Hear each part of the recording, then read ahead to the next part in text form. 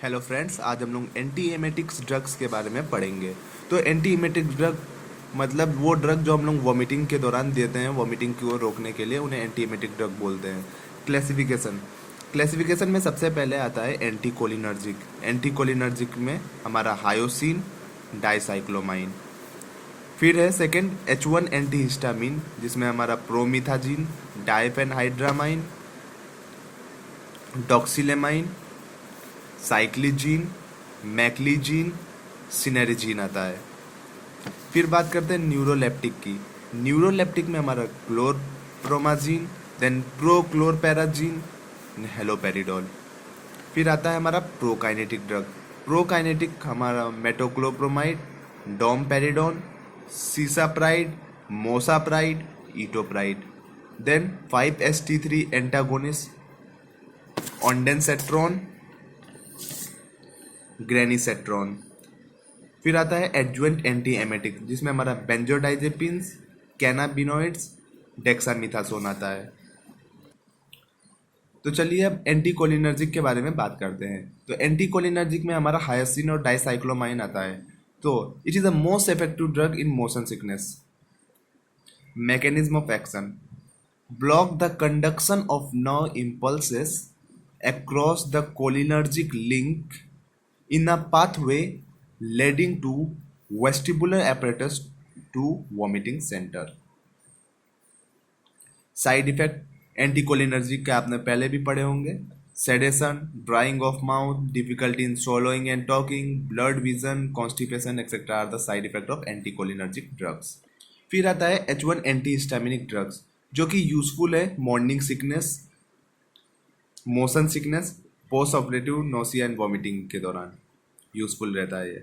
Mechanism of action में anti emetic effect इसलिए होता है क्योंकि यहाँ पे एंटी कोलिनर्जिक प्रॉपर्टी प्रेजेंट होती है, साथ में एंटी हिस्टामिनिक प्रॉपर्टी प्रेजेंट होती है और सेडेटिव प्रॉपर्टी प्रेजेंट होती है। इसकी वजह से एंटी इमेटिक इफेक्ट होता है। जितने भी मोशन सिकनेस ड्रग्स हैं बेटर एक्ट करते हैं तब जब उनको आधा या 1 घंटा पहले दिया जाए, बिफोर कमेंसिंग जर्नी। न्यूरोलेप्टिक की बात करें तो mechanism of action: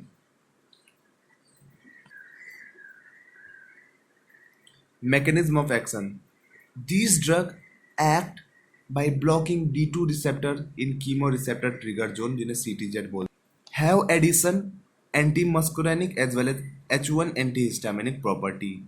It is less effective in motion sickness because vestibular pathway does not involve the dopaminergic link. Uses of neuroleptic drug: the neuroleptic drugs are used in the post-anesthetic nausea and vomiting, drug-induced disease such as liver disease, gastroenteritis, migraine. It is used in malignancy-associated and cancer chemotherapy-induced vomiting. It is used in RSV, radiation sickness vomiting, as well as it is used in morning sickness.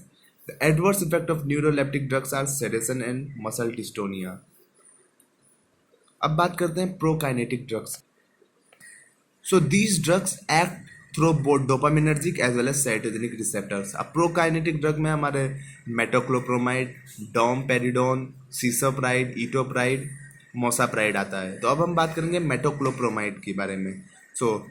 इसमें सबसे पहले D2 antagonism. Dopamine जो होता है inhibitory transmitter होता है in the GIT system. Normally इनका काम क्या होता है डोपामाइन का? ये गैस्ट्रिक इम्पिटिंग कराता है, डिले कराता है गैस्ट्रिक इम्पिटिंग।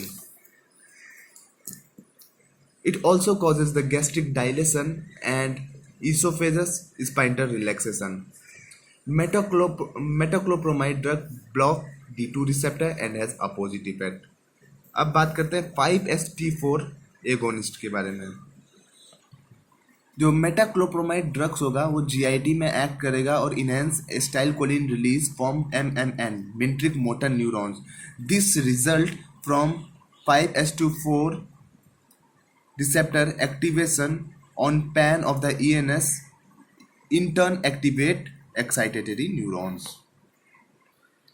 अब 5-HT3 एंटागोनिज्म, हाई कंसंट्रेशन पे जो मेटाक्लोप्रोमाइड ड्रग होता है इनहिबिट करेगा 5-HT3 रिसेप्टर को in inhibitory myenteric interneurons and cause gastric hurrying. Adverse effect of Prokinetic drugs are sedation, muscle dystonia, loose stool, dizziness. और लॉन्ग टर्म यूज अगर करेंगे तो parkinsonism, galactorrhoea as well as gynaecomastia. Uses: it is use in antiemetic, gastrokinetic में तब जब emergency anaesthesia has been given. Then dyspepsia, GERD, gastroesophageal reflux disease. Now 5-HT3 antagonist, ondansetron, granisetron. यहाँ पे हम ondansetron के मैकेनिज्म ऑफ एक्शन देखते हैं. Cytotoxic drug या रेडिएशन से हमारा क्या होता है? Cellular damage, release of mediators including 5-HT from intestinal mucosa. As a result, there will be the activation of vagus afferent in gut, emetogenic impulses to neurotransmitter and chemoreceptor trigger zone. Means जो cytotoxic drug या radiation है उससे क्या होगा? Cellular damage होगा, जिससे कि release होगा मीडिएटर्स का, रिलीज ऑफ मीडिएटर्स जैसे कि 5-H2 इन यहाँ पे इंटेस्टाइनल म्यूकोसा में, जिससे क्या होगा? एक्टिवेशन होगा वेगस एफरेंट का गट में, और उससे क्या होगा? एमिटोजेनिक इम्पल्सेस होगा to the neurotransmitter and CTZ means chemoreceptor trigger zone. Ondansetron block emetogenic impulses both at their peripheral origin and their central relay. Uses: it is used in cancer chemotherapy or radiotherapy induced vomiting. It is also used in postoperative nausea and vomiting. The adverse effects are headache, mild constipation or diarrhea. It may be rashes as well as abdominal discomfort. That's all about anti-emetic drugs. Thank you.